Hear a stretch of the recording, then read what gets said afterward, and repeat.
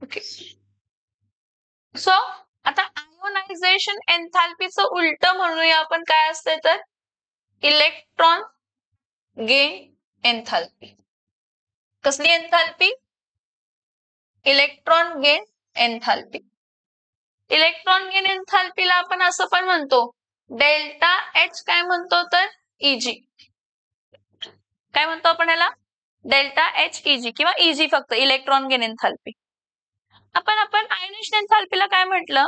The amount of energy required to remove an electron from its outermost shell is ionisation enthalpy. इथं उलट. Chlorine आहे, chlorine आहे. क्लोरीनच्या बाहेरच्या शेलमध्ये किती इलेक्ट्रॉन असतात? 2,8,7.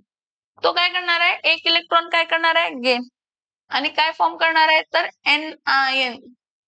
काय फॉर्म करणार आहे? इलेक्ट्रॉन गेन करणार आणि एनआयएन फॉर्म करणार. आणि 288. मी तुम्हाला म्हटलं आयोनायझेशन एन्थाल्पीचं उलट म्हणजे काय असते तर इलेक्ट्रॉन गेन एन्थाल्पी. आयोनायझेशन एन्थाल्पीचं उलट काय असते? आयोनायझेशन एन्थाल्पीचं उलट काय असते? Electron gain enthalpy. जर आयोनायझेशन एन्थाल्पी मध्ये हीट ऍब्झॉर्ब होत होती, म्हणजे तेवढी अमाऊंट ऑफ एनर्जी लागत होती इलेक्ट्रॉन रिमूव्ह करण्यासाठी, इथं उलट असते. इथं इलेक्ट्रॉन जेव्हा तुम्ही ऍड करताय तेव्हा एनर्जी काय होते? रिलीज. हे फक्त पहिल्याच इलेक्ट्रॉनला ऍड करताना. कोणाला? पहिल्याच इलेक्ट्रॉनला ऍड करताना असं होते. बाकी सगळ्या केसमध्ये पॉझिटिव्ह असते इलेक्ट्रॉन गेन एन्थाल्पी. समजते ना? बघा हा, the amount of energy released, the amount of energy, yes, the amount of energy released when an electron is added, when an electron is added to the outermost, yes, outermost shell of an atom. एखाद्या ऍटमच्या outermost shell मध्ये जेव्हा तुम्ही electron काय करताय? Add करताय, त्यावेळी energy release होते, कारण त्या शेलची काहीतरी एनर्जी लेवल असते. मग तुम्ही ऍड केलेला इलेक्ट्रॉन, त्याची एनर्जी लेवल, ती सगळी मॅचअप होण्यासाठी तेवढी अमाऊंट ऑफ एनर्जी काय केली जाते तर रिलीज केली जाते. काय केली जाते? Release. So the amount of energy released when an electron is added to the outermost shell of an atom is called what? Is called electron gain enthalpy. काय म्हणतो आपण याला? काय म्हणतो आपण याला? Electron gain enthalpy. So electron gain enthalpy delta H E G. काय आहे? डेल्टा एच काय आहे तर E G, electron gain enthalpy. Fine. आता इथं काय वेगळं असं नसतंय. हे बघा, सेम कॉन्सेप्ट आहे. What are the factors affecting? इथं फॅक्टर्स अफेक्टिंग कोण असतात? फॅक्टर्स अफेक्टिंग परत सेम, न्यूक्लिअर चार्ज एक अफेक्ट करतो आणि दुसरा काय अफेक्ट करतो तर शिल्डिंग इफेक्ट. काय असतंय? लेफ्ट टू राईट जसं आपण जातो, न्यूक्लिअर चार्ज काय होत जातं? वाढत जातं. न्यूक्लिअर चार्ज वाढलाय म्हणजे त्यामधले जे काही इलेक्ट्रॉन आहेत ते न्यूक्लियस बरोबर कसे बाउंडेड असतात तर टाइटली बाउंडेड असतात. मग ते न्यूक्लियस बरोबर टाइटली बाउंडेड आहे तर तिथं त्या एनर्जी लेवलला जर एखादा इलेक्ट्रॉन ऍड केला तर तो काय करणार आहे? त्याला मॅचअप होण्यासाठी खूप अमाऊंट ऑफ एनर्जी बाहेर देणार आहे. समजते का? बघा मी काय सांगते, काय सांगते बघा. जेवढा जास्त त्या न्यूक्लियसचा म्हणजे जेवढा जास्त त्या बाहेरच्या शेलचा फोर्स ऑफ अट्रॅक्शन असणार आहे, तेवढी जास्त एनर्जी मला बाहेर द्यावी लागणार आहे जर इलेक्ट्रॉन मी ऍड केला तर. सो आपण काय म्हणतो? न्यूक्लिअर चार्ज हा डायरेक्टली प्रपोर्शनल टू काय असते तर इलेक्ट्रॉन गेन एन्थाल्पी. आणि मी काय म्हटलं? फर्स्ट इलेक्ट्रॉन गेन एन्थाल्पी म्हणजे जेव्हा तुम्ही फर्स्ट इलेक्ट्रॉन गेन करताय, first electron gain enthalpy negative असते. एक्सेप्शन, ह्यामध्ये एक्सेप्शन्स आहेत. एक्सेप्शन इज की इनर्ट गॅसेसची आयनायझेशन एन्थाल्पी, इनर्ट गॅसेसची इलेक्ट्रॉन गेन एन्थाल्पी कधीही नेगेटिव्ह नसते. इलेक्ट्रॉन गेन एन्थाल्पी पॉझिटिव्ह असते. आणि नायट्रोजनची इलेक्ट्रॉन गेन एन्थाल्पी पॉझिटिव्ह असते. And some metals, some alkali metals किंवा अल्कलाइन मेटल्स, हे तिघ फर्स्ट इलेक्ट्रॉन गेन एन्थाल्पी काय असते? नेगेटिव्ह. पूर्ण पिरियोडिक टेबल मध्ये फर्स्ट इलेक्ट्रॉन गेन एन्थाल्पी काय असते? नेगेटिव्ह. एक्सेप्शन काय आहे? सगळे इनर्ट गॅसेस, त्यांची इलेक्ट्रॉन गेन एन्थाल्पी कधीही नेगेटिव्ह नसते, कायम पॉझिटिव्ह असते. Nitrogen electron gain enthalpy positive असते. आणि थोडे मेटल्स, त्यांची पण इलेक्ट्रॉन गेन एन्थाल्पी, मॅग्नेशियम, त्याची इलेक्ट्रॉन गेन एन्थाल्पी काय असते? तर पॉझिटिव्ह. मी काय काय सांगते ऐका, लक्ष देऊन. न्यूक्लिअर चार्ज हा डायरेक्टली प्रपोर्शनल टू काय असते? तर इलेक्ट्रॉन गेन एन्थाल्पी. आणि शिल्डिंग इफेक्ट हा इनव्हर्सली प्रपोर्शनल टू काय असते? तर इलेक्ट्रॉन गेन एन्थाल्पी. हे दोन गोष्टी लक्षात ठेवा. मी काय म्हटलं? लेफ्ट टू राईट म्हणजे फॉर एक्झाम्पल असं इमॅजिन करा की फोर्स ऑफ अट्रॅक्शन न्यूक्लियस बरोबर जास्त आहे. न्यूक्लियस आणि आउटरमोस्ट शेल मधला इलेक्ट्रॉन जो आहे, फोर्स ऑफ अट्रॅक्शन जो आहे त्यामधला, तो जास्त आहे. म्हणजे तो हायली पॅक्ड आहे. आणि त्यात तुम्ही अजून इलेक्ट्रॉन ऍड केला म्हणजे त्या आलेल्या इलेक्ट्रॉनची एनर्जी आणि त्याची एनर्जी मॅचअप होण्यासाठी मला जास्त अमाऊंट ऑफ एनर्जी काय करावी लागणार आहे? तर रिलीज करावी. त्यामुळे न्यूक्लिअर चार्ज जास्त, इलेक्ट्रॉन गेन एन्थाल्पी जास्त. जास्त म्हणजे मोर निगेटिव्ह. मोर निगेटिव्ह म्हणजे जास्त अमाऊंट ऑफ एनर्जी रिलीज होणार आहे. मोर निगेटिव्ह म्हणजे जास्त अमाऊंट ऑफ एनर्जी रिलीज होणार. काय होणार? जास्त अमाऊंट ऑफ एनर्जी काय होणार आहे? रिलीज, बाहेर पडणार. समजते का मी काय सांगते? Yes or no? Yes or no? ठीक. आता shielding effect down the group. हे बघा, शिल्डिंग इफेक्ट काय असते? Obstruction cause by the inertial electron. जर बाहेरच्या न्यूक्लियस मध्ये जे काही बाहेरच्या न्यूक्लियस मधले न्यूक्लियस आहे आणि बाहेरच्या शेल मधले जे काही इलेक्ट्रॉन्स आहेत ते न्यूक्लियस बरोबर टाइटली बाउंडेड नसतील तर तेवढं काही त्याच्यामध्ये एनर्जीचा एवढा काही फरक पडणार नाही.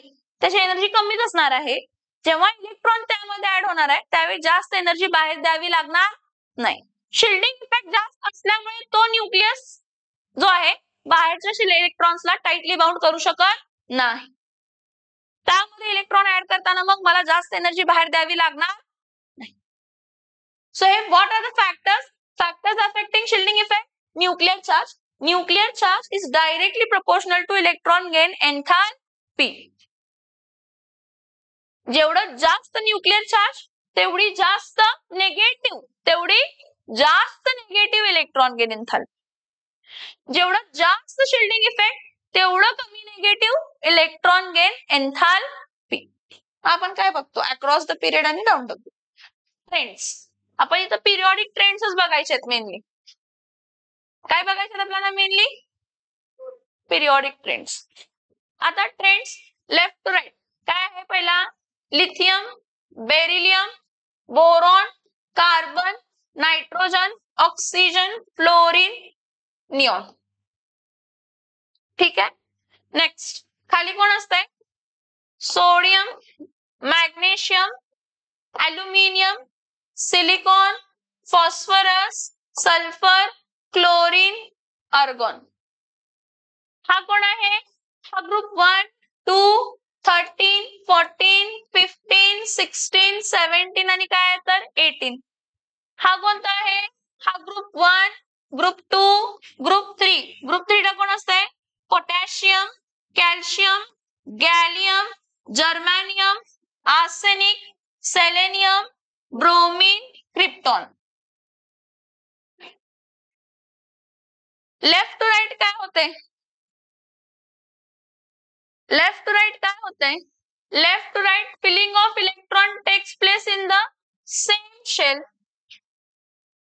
इथं हा फिल बी फिलचा काही संबंध येत नाही.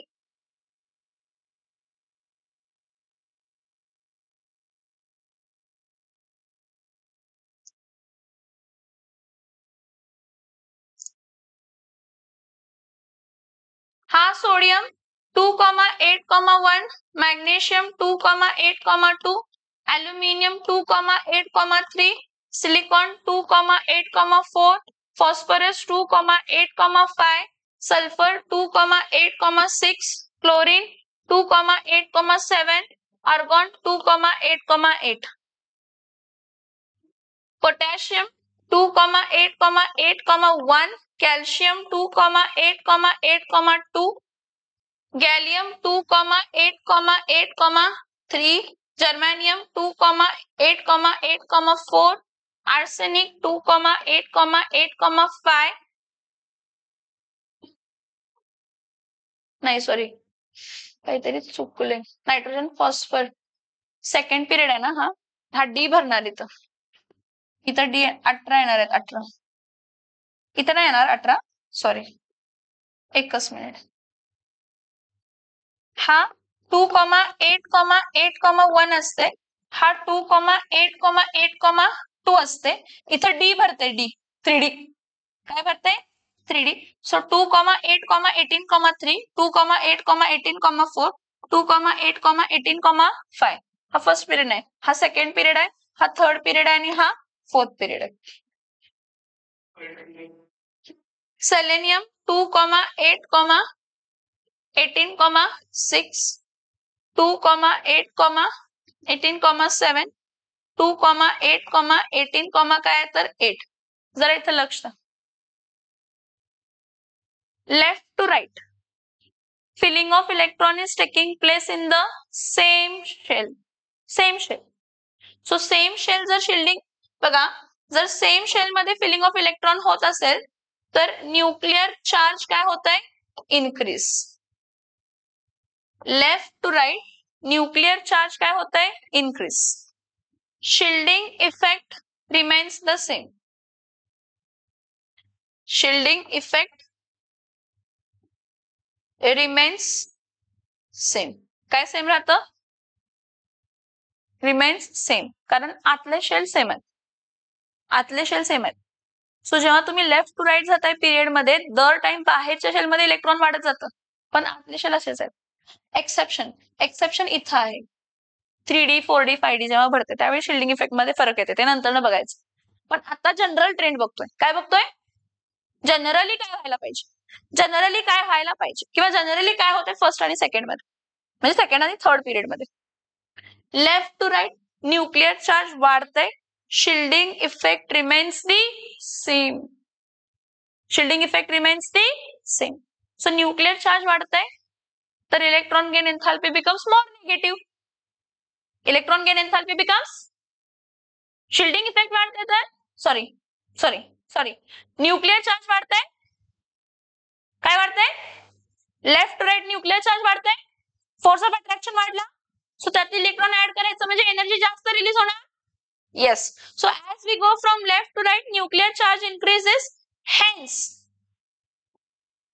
what hence electron gain enthalpy becomes what, becomes more negative, except what, except group 18. Group 18 हे निऑन, आर्गॉन आणि क्रिप्टॉन. ह्यांची इलेक्ट्रॉन गेन एंथैल्पी का पॉझिटिव्ह असेल ह्याचा विचार करा. जर मला ह्यामध्ये इलेक्ट्रॉन ऍड करायचा आहे, 2,8 आहे, 9 होणार रे, 2,8 एक इलेक्ट्रॉन ऍड केलं म्हणून 9 आयुष्यात होणार, नेक्स्ट शेल फिल करावी लागणार आहे. म्हणजे हा जर सेकंड पिरियड मध्ये असेल तर अजून एक इलेक्ट्रॉन ऍड करायचंय, थर्ड शेल क्रिएट करण्यासाठी एनर्जी लागणार. इथं थर्ड आहे, फोर्थ शेल मला क्रिएट करायचे आहे, एनर्जी फोर्थ शेल क्रिएट व्हायला पाहिजे, मग त्यामध्ये इलेक्ट्रॉन ऍड करणार, कारण त्याची फोर्थ शेल एम्प्टीच असणार आहे. Yes or no, yes or no. का पॉझिटिव्ह आहे त्याचा पण विचार करा, कारण त्या केसमध्ये मला नवीन शेल क्रिएट करावी लागेल आणि नवीन शेल क्रिएट करून त्यामध्ये इलेक्ट्रॉन काय करावं लागेल, ऍड. समजलं, yes or no, yes or no. What about down the group then, down the group,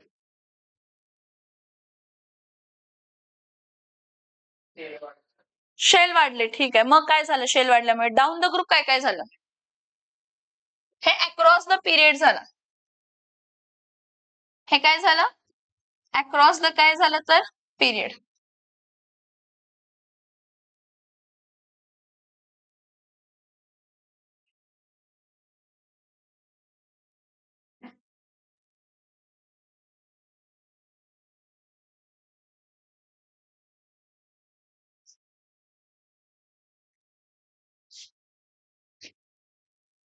down the group काय होणार,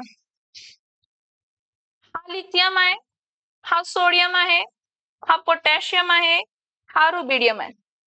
लिथियम 2, काय आला 1, सोडियम 2, 8, काय आला 1, पोटॅशियम 2, 8, 8, काय आला तर 1, रुबिडियम 2, 8, 18, 8, 1. डाऊन द ग्रुप काय काय झालं, डाऊन द ग्रुप काय काय झालं, न्यूक्लिअर चार्ज डिक्रीज झाला, शिल्डिंग इफेक्ट इनक्रीज झाला. Down the group, down the group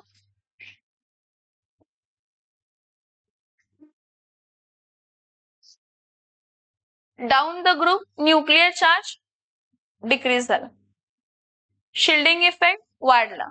आपण म्हणतो की न्यूक्लिअर चार्ज हा डायरेक्टली प्रपोर्शनल आहे इलेक्ट्रॉन गेन एन्थाल्पीला, आणि न्यूक्लिअर चार्ज हा इनव्हर्सली प्रपोर्शनल आहे शिल्डिंग इफेक्टला. शिल्डिंग इफेक्ट वाढत असेल तर electron gain enthalpy will become less negative. Nuclear charge कमी होत आहे, electron gain enthalpy will become less negative. So down the group काय होणार आहे, down the group nuclear charge increase होत आहे, शिल्डिंग इफेक्ट काय, सॉरी, न्यूक्लिअर चार्ज डिक्रीज होत आहे आणि शिल्डिंग इफेक्ट इन्क्रीज होत आहे. तर काय होणार आहे, तर काय होणार आहे, electron gain enthalpy becomes less negative, decrease नाही म्हणायचं, becomes more negative or becomes less negative. So electron gain enthalpy becomes less negative. हे तर ठीक आहे, ओके. एक्सेप्शन आहे ह्यामध्ये, आणि ते एक्सेप्शन खूप खूप इम्पॉर्टंट आहे समजून घेणं.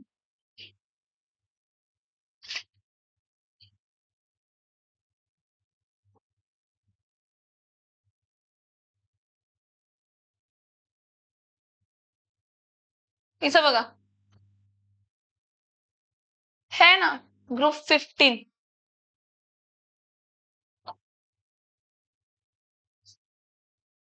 हा ग्रुप 15, ग्रुप 16 आणि ग्रुप 17. ह्यातला हा सेकंड पिरियड आणि हा थर्ड पिरियड.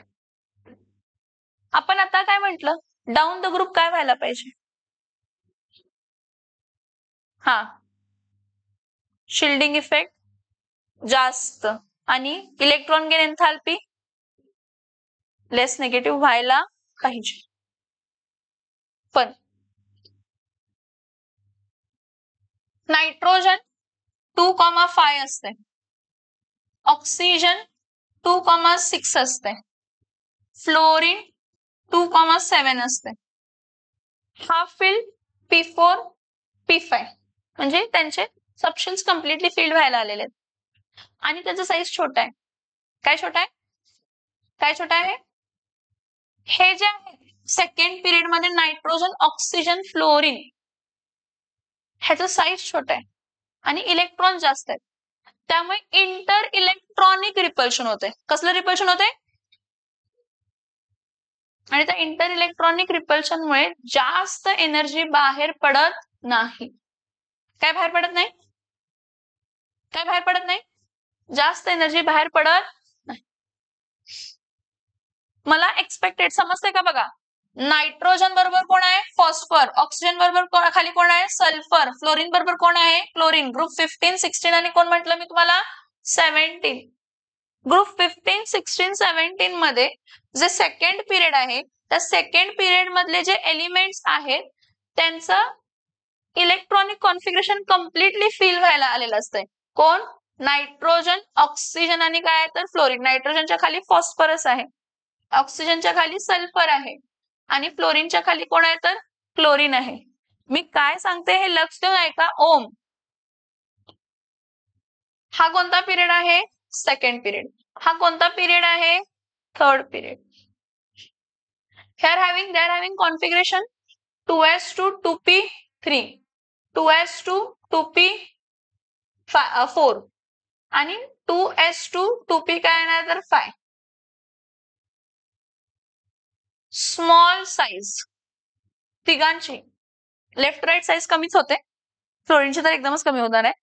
तर small size due to small size and inter electronic due to small size and inter electronic repulsion. कसला रिपल्शन? कसला इंटर इलेक्ट्रॉनिक रिपल्शन. ग्रुप 15 मधल्या नायट्रोजनची electron gain enthalpy less negative असते phosphorus पेक्षा. Down the group electron gain enthalpy less negative व्हायला पाहिजे होती, पण उलट असते. नायट्रोजनची electron gain enthalpy less negative असते कोणापेक्षा? फॉस्फरस पेक्षा.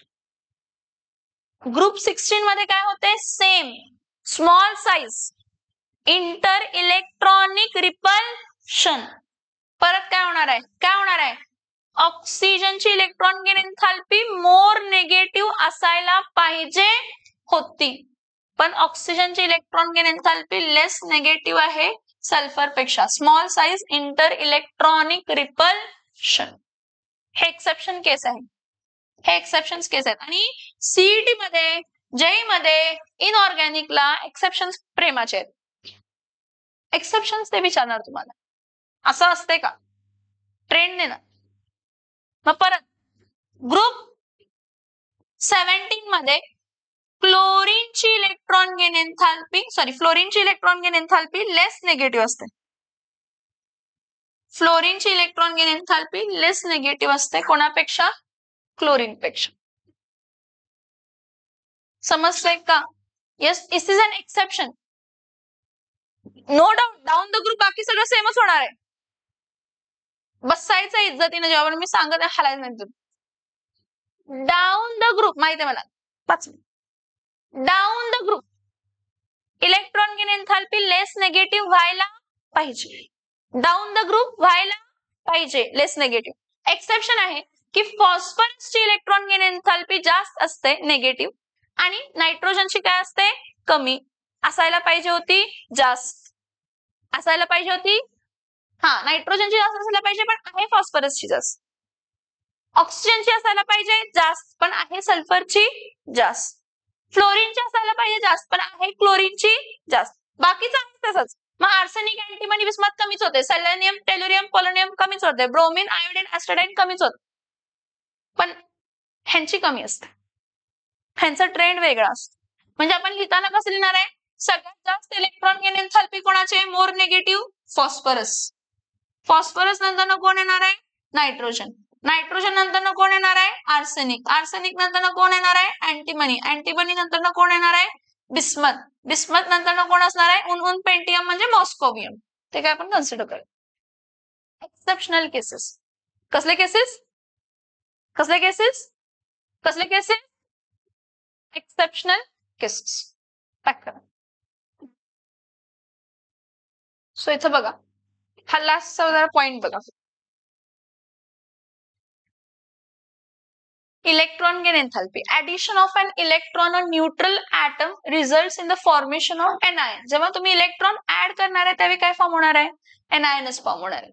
So the enthalpy change that takes place when an electron is added to an isolated gaseous atom in its ground state. आपण त्याला काय म्हणतो? इलेक्ट्रॉन गेन एन्थाल्पी, ज्याला डेल्टा एच ईजी ही represent करतो. See whenever you are going to add an electron in an what we can say isolated gaseous atom, neutral atom, त्या neutral atom मध्ये electron add केला तर तो negatively चार्जच असणार आहे, एनायनच असणार आहे. ठीक आहे, फाईन. आणि electron gain enthalpy is a quantitative measure of ease with which an atom adds an electron. किती इझिली तो इलेक्ट्रॉन काय करू शकतो? ऍड करून घेऊ शकतो आणि एनायन काय करू शकतो? Form. No doubt it is an energy. It will be measured in kilojoules per मोल.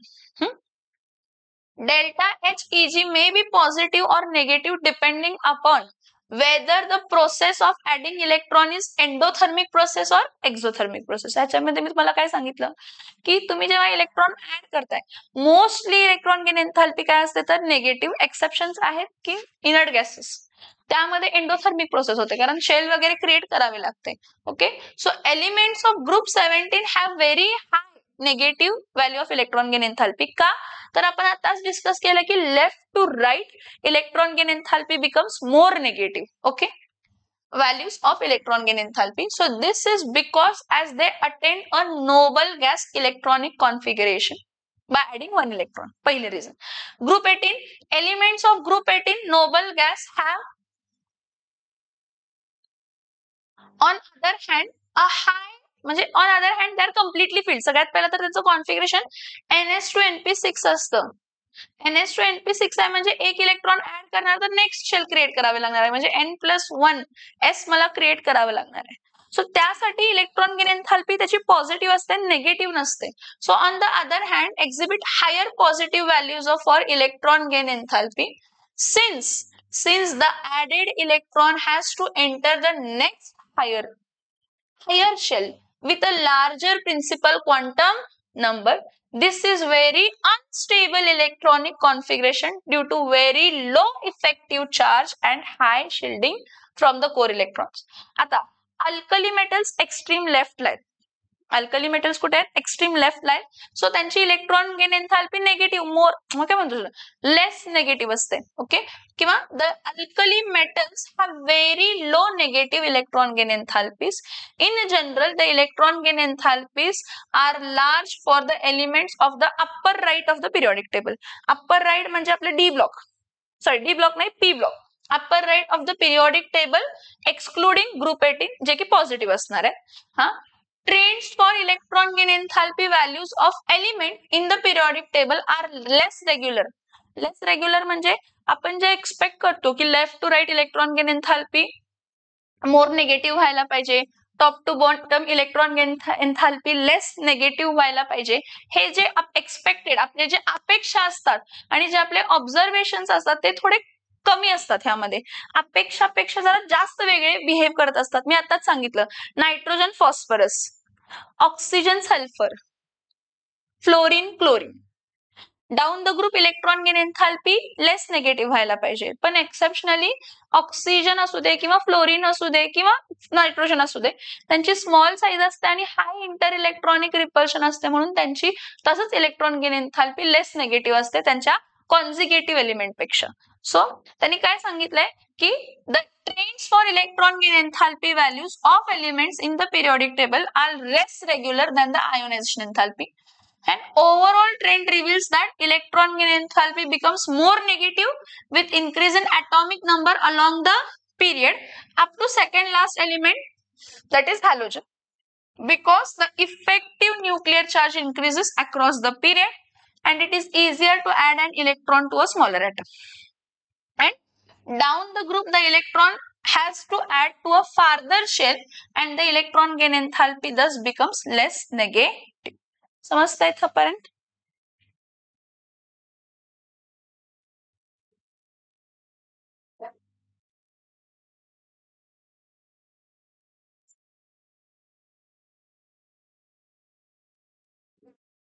So this is all about electron gain enthalpy. आणि हे रिझन्स मी तुम्हाला सांगितलेत. पुढच्या लेक्चरला इलेक्ट्रोनेगेटिव्हिटी घेऊया.